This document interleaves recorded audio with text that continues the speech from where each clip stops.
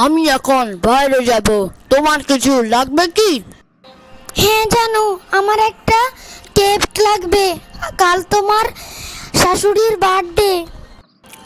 কিন্তু আমার কাছে তো এখন কিছু টাকা নেই। আমি কালকে না হয় কিনে দিব, ঠিক আছে? না না, আমার এখনই লাগবে, না হলে আমার মা রাগ করবে। ঠিক আছে, তাহলে আমি দোকান থেকে বাকি করে আনি।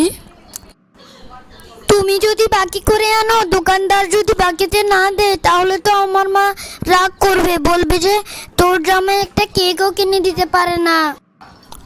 ঠিক আছে, তাহলে আমি বাকি করে আনবো না।